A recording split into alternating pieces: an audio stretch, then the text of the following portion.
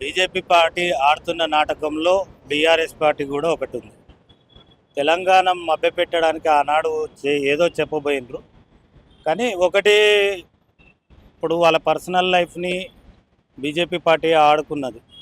దాంట్లో భాగంగానే బీఆర్ఎస్ కూడా ఇప్పుడు ఆమె క్లీన్ చిట్ ఇవ్వడం అనేది కూడా కొద్దిగా అసస్పదంగా ఉంది. ఎందుకంటే ఈ తెలంగాణను దోచుకున్నది ఆంధ్రోళ్ళు కాదు, గత 10 ఏళ్ళ నుంచి 15 ఏళ్ళ నుంచి ఆంధ్రోళ్ళు కాదు, తెలంగాణ వాళ్ళే దోచుకున్నారు. ఆ తెలంగాణ ద్రోహులు ఎవరైనా ఉంటారంటే కేసీఆర్, కల్వకుంట్ల కుటుంబం.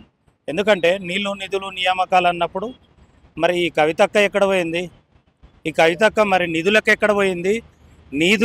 నిధులు ఎక్కడ తీసుకొచ్చింది? మరి కేంద్రంలో ఉన్నప్పుడు మరి పోరాడాలి కదా రాష్ట్రం కోసం. ఆనాడు మరి నేను అది చేసిన ఇది చేసిన పసుపు బోర్డు తీసుకొస్తాన్నది. పసుపు బోర్డు ఎవరు తెచ్చిండ్రు? ఆమె తెచ్చిందా? అంటే కేవలం మభ్యపెట్టి ఏదో చెప్పింది.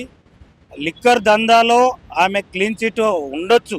ఎందుకంటే ఇప్పుడు ఒక సీఎం తలుచుకుంటే రాజుకు అంటే రాజు తలుచుకుంటే దెబ్బలు కొదవనా, రాజు తలుచుకుంటే అన్నం కొదవనా అన్నట్టు ఇప్పుడు వాళ్ళ తండ్రి మాజీ సీఎం క్లీన్ చిట్ ఎంతసేపు తీసుకోవడానికి? అంటే న్యాయ వ్యవస్థ సరిగ్గా పనిచేస్తుంది అంటారు మీరు? న్యాయ వ్యవస్థ బీజేపీ చెప్పు చేతల్లో ఉంది అని చెప్తున్నా.